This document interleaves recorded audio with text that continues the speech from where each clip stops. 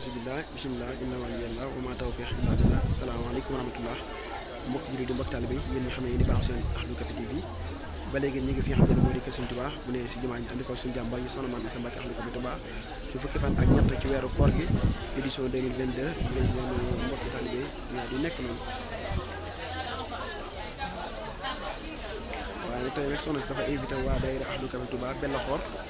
ak Njégéen ak waa Taïba Ndiaye ñoom ñëpp rek la invité tey jii yéen si noonu laal yi nekk noonu leen fàtte rek tey jii nag soxna dafa invité kuréel yu bëree bëri muy waa daayira Ahlu Café Touba bu Bellaxoor ak Ahlu Café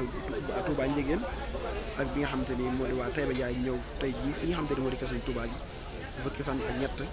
ngir amal li nga xamante ni moo di ndogu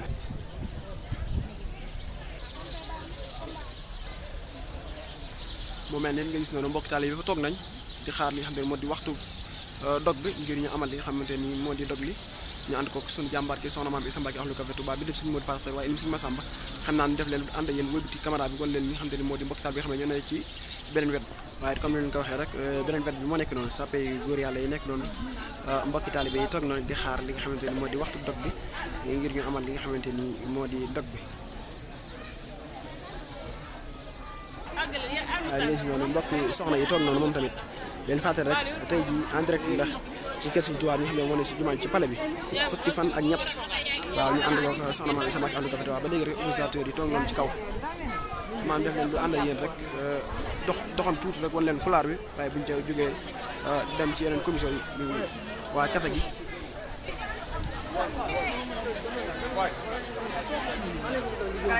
waa ngi gis noonu mbokk taalibe yi nekk noonu di jox moo di gars yi nii mburu yi nga gis noonu mi la am solo lool nga gis noonu rek ba léegi rek ñu leen fàtte rek ji fukki fan ak ñett tombeeg aljuma édition 2022 nga gis noonu mbokki taalibe ak commission do ñoom tamit ñoo nekk nii ginnaaw bi xam ne takk nañ ndox bi jox ko mbokki taalibe yi waaye ñu ngi nii seralaat nañ ndox nii ngir xaar rek après incha allah rabbi ñu jox ko ñi nga xamante ni moo di mbokki taalibe yi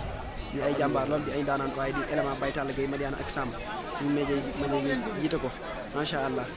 waaw macha allah jërëjëf Baye Talla nga fekk nga Cheikh Ibra Kare jàmbaar bi ginnaaw bi xam ne joxe na mbir ba noppi waaw mu ngi doon toog noonu macha allah waaye bu mel ne waa machine bi ñoom tamit ñoo nekk noonu ginnaaw bi nga xamante ni joxe nañ li nga xamante ni moo di café gi ñoom tamit ñoo nekk nag di